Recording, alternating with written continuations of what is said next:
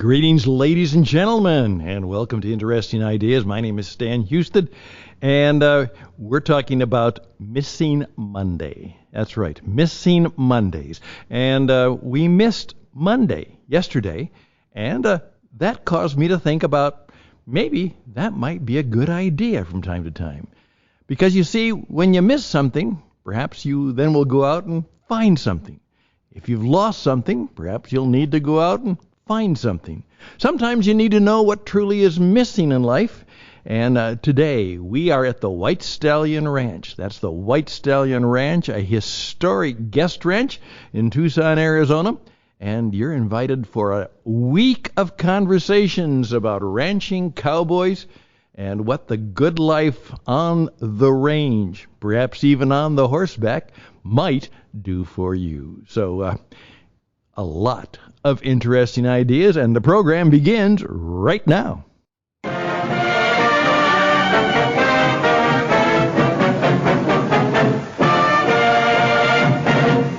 Well, I'm back, and again, some of you may know my story.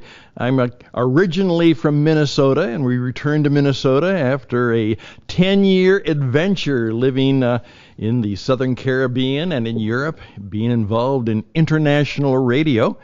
But we got a little bit tired of the Minnesota winters, so for the last 15 years, we have been living in Tucson, Arizona, and as a result of that, I went right back and got a job, a part-time job on the radio at KVOI, thanks to Doug Martin. He said, hey, you can have a little bit of the Sunday afternoon programming, and I was grateful to do that. Went right along with my performance coaching, and so we had a little program called Do It Right Radio on Sunday afternoon on Tucson's airwaves, and I just happened to get a call one time from a guy who listened to Do It Right Radio. His name is Russell True, and it turns out that he is the family, one of the leaders of a great family called the True Family, and that they were the owners of, at that time, it's grown since then, the famous White Stallion Guest Ranch, Dude Ranch, right here in Tucson, Arizona. One of the most wonderful, finest places of the world. Put it on your to-do list. Well, on the way down, we had a number of things we had to do, and it just so happened, sometimes you just need the day off. And we've been very, very busy. Flew down, long flight on Saturday from Carolina, and took some time to meet old friends in church on Sunday. And then I had a schedule for things on Monday, but all of a sudden at the beginning of the day, things began to go wrong. And I just said, I think I will miss Monday. I'll just miss it. Now, as a radio guy, you're not supposed to miss any day, but I did. Had to do it, and the reason I had to do it is I just wasn't ready to do anything that was worthwhile doing. So I wasn't going to fake it. I wasn't going to try and do that. I will just do what I should do when I have nothing really good to say. Shut up. And that would be a good motto for all of us. So I missed Mondays. However, I do remember, and perhaps this is an interesting idea, there was a guy who I worked with at one time who actually sometimes, in terms of trying to make things work, allowed people to take Mondays off. Long weekend. I sure could use another day. And so, if nothing was vital for that day, he'd allow them to take Mondays off. They could miss Monday. However, the deal was, and actually some of the people actually got so into it that they decided to do it that way.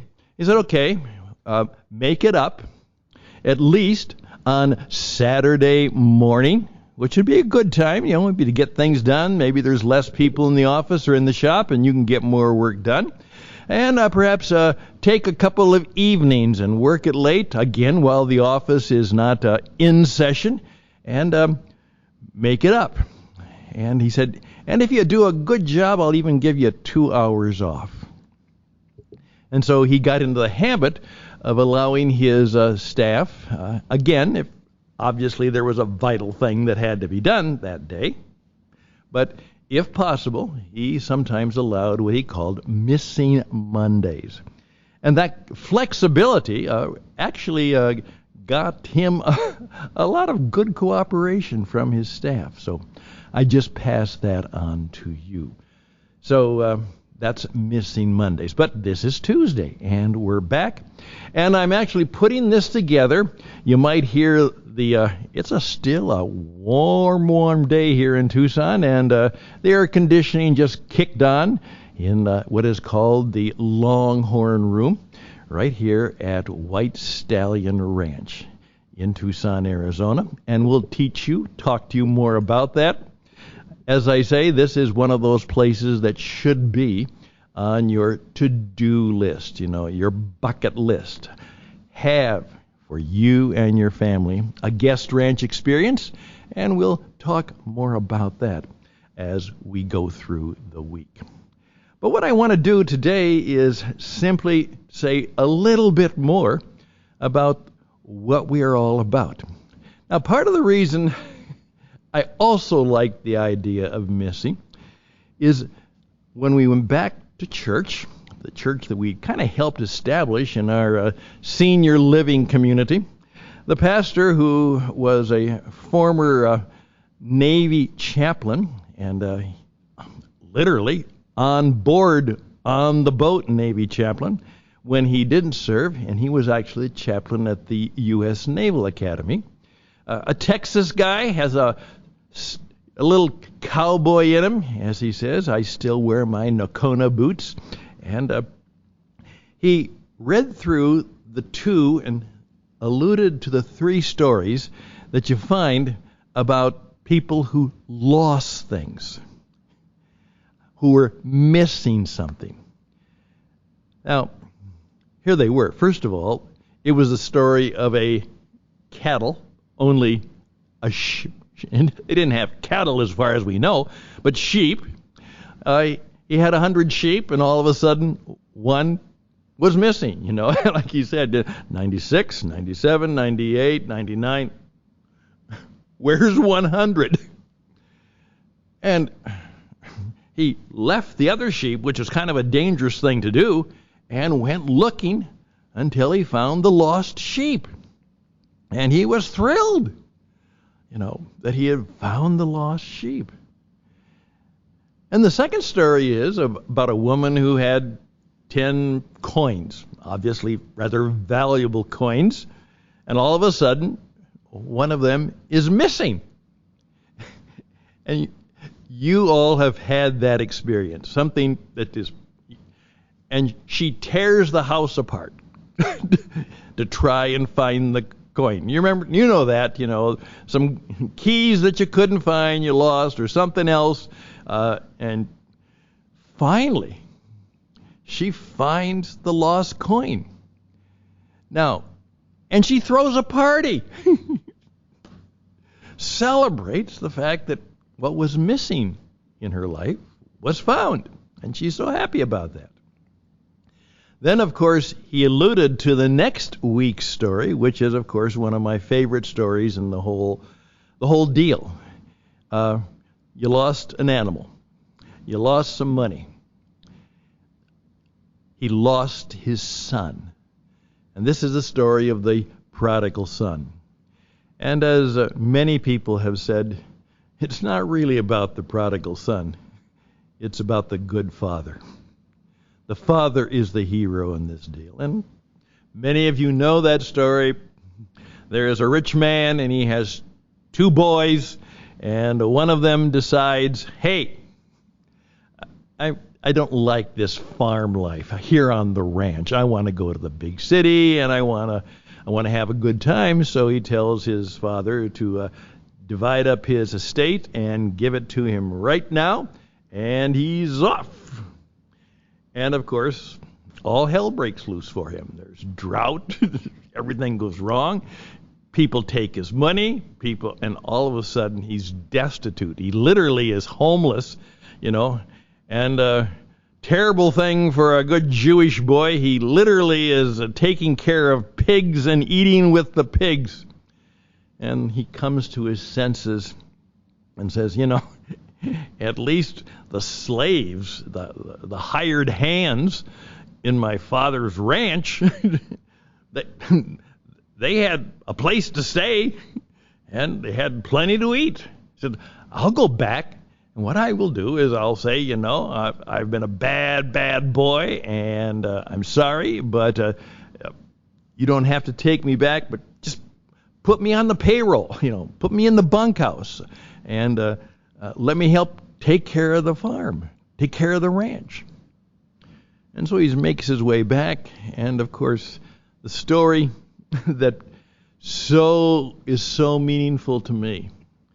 The father sees him, and obviously I get the idea that probably every morning and every evening he went to what I would like to call some high point and looked out and see if, maybe today he's coming back, And all of a sudden, one day, one evening, one morning, he sees a person walking in the distance, kind of peers out. Obviously, as far as we know, he didn't have any binoculars. And then all of a sudden, he realizes that it's his son. And he runs out and embraces him and grabs him. And one of the more famous paintings by Rembrandt is that picture of him embracing his son. And the father says, rejoice, rejoice, my son who was lost has now been found. Let's have a party. And he throws a wild party and invites everybody to come. Of course, you also know that as part of the story, the older brother says, well, you never threw a party for me, and I'm the good guy. Sounds like family dynamics that some of us know, isn't it? And the father says, I've always loved you. You are the best. But your brother who was lost, has now been found. And we're going to celebrate. We're going to have a party. I think part of what life needs to happen, it happens for me, and it probably should happen for you, is we do lose things. And I've lost a lot of things. As an entrepreneur, you wouldn't believe how many projects have gone south on me.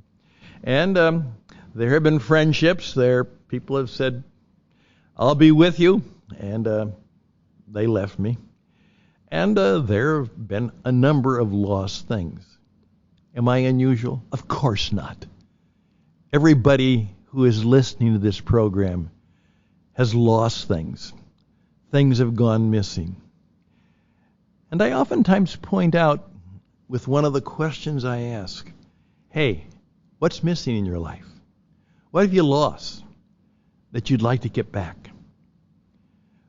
What's missing?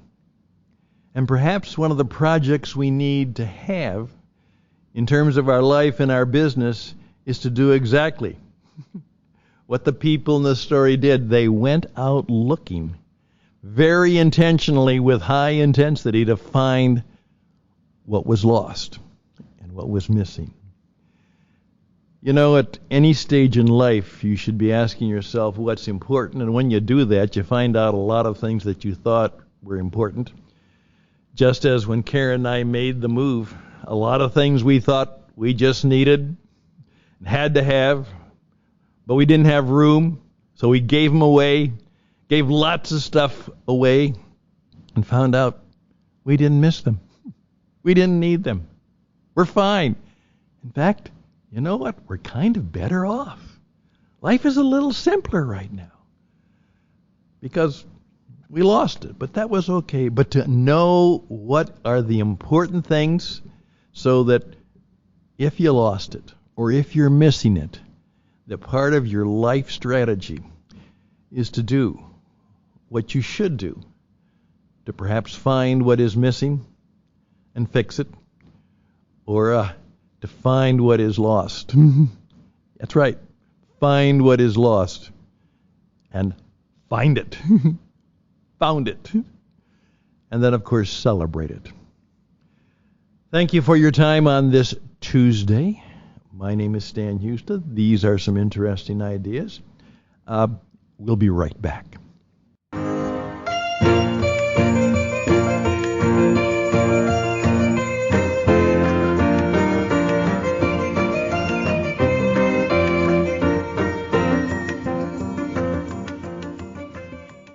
First of all, thank you for your time. You gave me 15 minutes, and I'm grateful. Hopefully it was helpful. Please go to whitestallion.com, and you will see the story of one of the better places in the world to take a vacation, to really relax. My wife, who is just recovering from a year's move and major heart surgery, just said to me this morning, she said, I should have come here right after my surgery. I have never been able to get more relaxed. No TV, just wonderful scenery and animals and good stuff all around me. And so I encourage you to go to whitestallion.com, and my good friend Russell True and his family will make a wonderful experience for you. I can help you too in terms of, first of all, you need this new year. Remember, we're in the New Year's celebration. We do that now. And you need to find a way to reach out to your audience. Discover who they are. Find out the best way to reach them. Do the reaching. Perhaps you've lost some members of the audience that you were hoping to have, and you need to return and get those customers back, and those people who you lost, you need a way to recover that. We can help you do that. Check out What It Takes Radio at witradio.net. That's witradio.net. Personally, in terms of your life and business, I've got, 40, 50 years of life, business, and radio experience, and I probably can help you. StanHouston@gmail.com, StanHouston@gmail.com. Best and blessings. And perhaps this week you'll find something important. You'll find something you lost. Perhaps discover something that will make life better for you. That will be good. Very good. All the best and blessings. Take every blessing you can. And bye for now.